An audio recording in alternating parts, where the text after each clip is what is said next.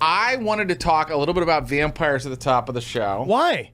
Because the show's about vampires. Okay. So according to, the vampires in this world, they are damned by God because Cain was the first vampire. You know this, right? Yes. Like they're called Cainites, right? Yes. Mm-hmm. Okay. And that is part of the fun of this game and also what makes it interesting, right? Because it's a horror game, but you are the horror, right? Yes. Yeah. In a way, that to me is maybe the most compelling thing about this particular game. And I feel like typically it's the horrors happening to the players. Yeah, yes. Call of Cthulhu. Call of Cthulhu, it's for outside. Yeah, yes. Cosmic entities are bedeviling you. Yeah. But in Vampire, you're the monster. And in a way, the horror comes because of things that you do, and you're sort of retroactively horrified by what your character was capable of. It's such a unique flavor of horror, and this game creates such a unique space where you can kind of safely explore those extremely dark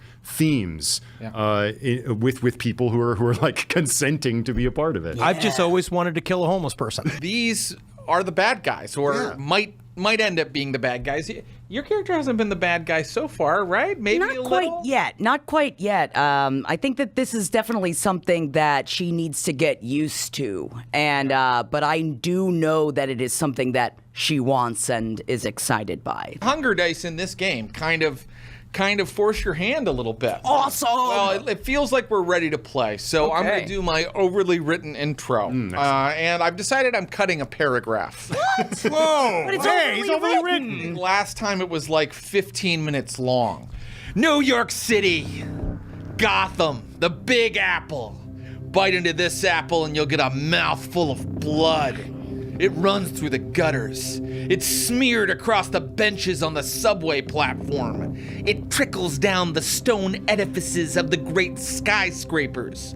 From Brooklyn to Queens, from Harlem to City Hall, this city is drowning in blood. But you're kindred, and for you, this truly is the greatest city in the world. The year is 2012. Florence and the Machine is blasting out of the bars. Breaking Bad is on TV. It's got like a season or two left.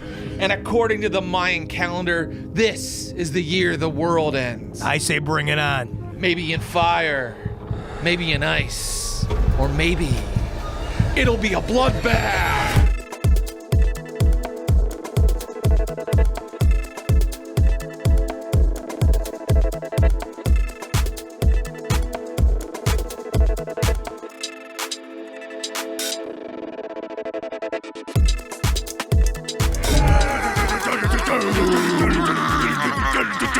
Anybody missing health or willpower? I am missing a willpower. Okay, so you get willpower back equal to your composure or resolve at the beginning of this session. Oh, great. I got 2. I only lost some humanity. Yes, well, we're going to talk about that. At the end of episode 1, we talked about how Wes had lured the poor college student up to the prince's chambers. We are now going to see if Wes loses any humanity by making a remorse roll. Oh. This is the only game I know of that has a remorse roll. That's awesome. Just like what we were saying, because the horror's coming from you. Right. Yeah, but do you feel bad? Do you feel bad? These are self-hating vampires, you know? In a way, this sounds correct. Yeah. Because Wes has acted in pretty inhumane ways. Yes. And he got 2 successes. Okay, so Wes removes all of his stains. Okay. He has somehow rationalized this to himself. And I think he has, because of course, like these demented things that he's done over the past 2 sessions, these were done in service of the sheriff and the prince. Yeah. To use an old saw, Wes Van Dyke is just following orders. Yes. It's for the benefit of all vampires, really. In the second episode, I didn't catch this at the time, but Mel beat up an unhoused man in the park for no reason. The guy was just sleeping. Please take a stain on your humanity tracker, even at humanity 6. Good. Consciousness was a goddamn mistake. Yeah, all right. Someone's been reading Legati. Mel, he's usually a sandman, meaning that's his predator type. He usually feeds on people who are sleeping or who are unconscious. And in this particular case, his blood was up and he decided to brutally beat a man. How dare you sleep? Yeah. When I gotta work. Yeah, that's right. Okay, here we go. Let's see. I got 3 successes. Plenty of successes. Easy come, easy go. Let's do experience points. Ooh. Yay. Okay, Passion please. prizes. Now, the book says I'm supposed to give you 1 for every session and then 1 at the end of each story, but I think those were each complete stories. So go ahead and each take 4 experience points. Awesome. And later, we'll look at some things you can buy with your XP when you have enough for it to matter. One more bit of bookkeeping that I wanted to do before we got into today's story is our ambition and our desire. So your ambition is a long-term goal your character has. It has to be something achievable. And then your desire is the thing you kind of want to do tonight. You don't have to tell me what it is now unless you have an idea. My character's ambition, Mel's ambition, is to be somebody. Yeah. He wants to be somebody. He's always been a nobody. He's hid me and hid my potential. And now I can actually get to my potential. That's a great ambition. As your storyteller, I would interpret that as you will have achieved it when maybe you get some sort of leadership or important role within the kindred of New York. Yes. Okay. Yes, that could be suitable. 101 Avenue A, the haven of our coterie. Does our coterie have a cool vampire name yet? Do coteries often have a nom de guerre? They don't have to, but I like it. I don't think that we need a name. I think that it's just... You know, but then now I'm thinking about it. Yeah. It's kind of fun. It's a fun idea. It's like a film or a production studio or a band, you know? I feel like if we're gonna do it, I mean, wouldn't you want to make it like more showy? Why are we Like showing? Vampire's Follies. Yeah. No, that one's bad. Where Vamps 2.0. Maybe. I don't know if I want it to sound so corporate or if it's evocative of the ice capades. I don't know if that's ice capades necessarily, but I'm just trying to say that it takes a lot of work to be in Ziegfeld's Follies if you ever watched it. We want to circle back. We should circle back because right now I'd like to know how hungry you are. Pick up 5 dice and roll them. 1 success. Ooh. I might be a little hungry. That looks like a hunger of 5. No, I'm sorry. That's a hunger of 4. That's bad though. You don't feed on humans normally. You take your blood from other vampires. 3. 3. Okay, you start at 3. You guys have awakened. You're talking about your coterie name. I'm going to say you can do whatever you'd like. There's not a huge story developed yet, but we know that the Demon Brothers were a coterie that used to control the haven and the territory that you were now in.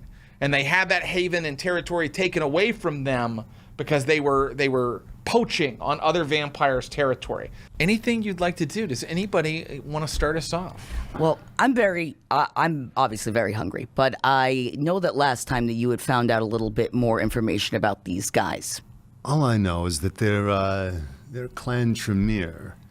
So Bernie was telling me that they were all Toreador people. Bernie doesn't really know the full extent of what's going on here. I just, I feel like it's like, should I not be talking to her? just take what she says with a grain of salt. You have a blood bond with Bernadette, your sire. You are also a blood junkie, a bond junkie. So even saying something like, should I not be listening to her? Hurts. Causes some distress in you, yes. Okay. Should I not be listening to her? Because I feel like she's the one that's like shepherding me through. Wondering about if you should trust the kindred is one of the funniest things I've ever heard. You're the one that's over here talking about like what our code names are going to be. Doesn't it mean that we got to trust each other here? The rest of your clan thinks that you're a joke, isn't that right? I'm just saying what other people are saying. Then what are you saying? I'm only repeating what I've heard. I understand that this sire of yours or patron of yours is your mentor and treating you like a little pet.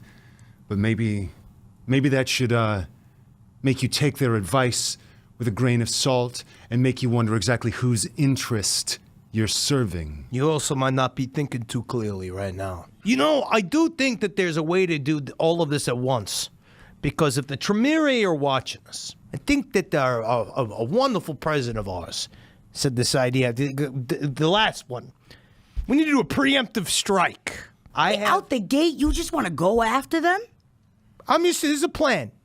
You need to eat off of vampires, right? That's your idea, is that you eat off of the other kindred? Yeah. It seems like we're going to have a problem with some kindred, and it might be a good idea to maybe solve both problems. All right, yeah. I got it. We're Colin Powell's pals. Okay, we'll keep workshopping. Yeah.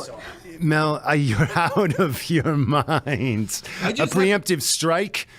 The only way that we can move against someone in the Camarilla is if it could be perceived as self-defense. Well, why don't we make them come after us? Yeah. Oh, they're coming. We open up the door. Yeah, and say, come on in. I'm a little thirsty. If you're a little thirsty now, I can see it in your eyes, and you need something. I'm feeling pretty good. You gonna give me them? I mean, I wouldn't want you going out into the night too hungry. Oh my God. Only if you want to. I'd rather get it somewhere else. All right, just so you know, the door's always open. I wonder if there's a way to look through, like, literally old newspaper, like old, like, fonts of information where you could sort of, like, have an idea of following stories that are put in the news that are meant to mirror the world of the kindred. Because that's one of the big deal right now, right, is the fact that we don't know where the Tremere are. We have no idea where they're at, right? And specifically this coterie of Tremere vampires. Yes. There are other Tremere vampires that we could probably speak to about them. To find out where they are? If we wanted to take that risk. And I would just offer that we do have some leverage within the organization because we just did a favor for the sheriff. That's what I'm thinking. But I also love that Mel has all of these newspapers, he's like on the web or something. Well, the idea of the Nosferatu is we're the informational this is what we do. Why not do both, right? Why don't you do a little research, and why don't you or you both of you or, talk to some other vampires? I mean, I would love to go talk to a couple of vampires. I need to go talk to some people. Well, all right. Yeah, I'll go with you if you want to have some interviews. Yeah. And I'll go back to my little hole and go through my network of archives. Just so I'm clear, we want to learn more about the Demon Brothers. The Tremere whose territory you used to have. Is that right? Exactly. It would be nice to know, though, if they're planning on moving against us, when and how. Well, I guess we should find out where they were poaching. You also know where they were exiled to. Queens. But you don't know where in Queens. Ugh. Yeah, that's what we said. Gotta take the 7. There are a lot of different domains in New York City. Roll intelligence plus politics I love it. to see if you know what is around you. If you're going to go out for the night, you usually turn on the blush of life, right? Which means a rouse check, which means you can get hungrier. Oh, no. The door's open. It makes sense that Janine is so hungry because she only gets her fix from her sire. Yes. Yeah. And you got the top off the last time. Yeah, but it was just a top off. Yeah. Okay. So let's start with the intelligence plus politics rolls. Let's see. 1 success. So I'm going to tell you one territory that you know is relatively near you. Okay. And I mean very relatively. I think that you know that Little Italy is controlled by the Ventru, the clan that your prince belongs to, and you would know that your sheriff belongs to. So I'm going to do a streetwise and intelligence roll. You do that while I ask Janine how did her politics roll go. Well, let's find out. Oh, okay. 1 success. And that means I'll give you one other potential territory. Okay, great. West Village is controlled by the Toreador, Okay. Yeah, I bet. your own clan. Okay, let's see how Mel's doing. Now I'm going to go down the bebop streets, down underneath the subways. You see what I'm saying here, Cat? I see what you're saying, Kat. Can you dig that?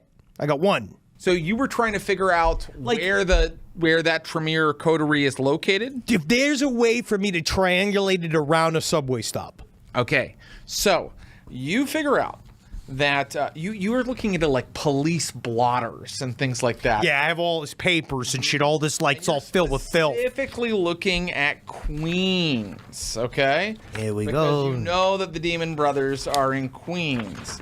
And when you look, you think that there have been nighttime attacks around Calvary Cemetery in Queens. Got it. Okay. You know where some vampires are nesting, where they keep their domains, and you think that you might be able to ask them and get more information about the Demon Brothers from them. Or, another thing to keep in mind is vampires need allies. They need to know their neighbors, so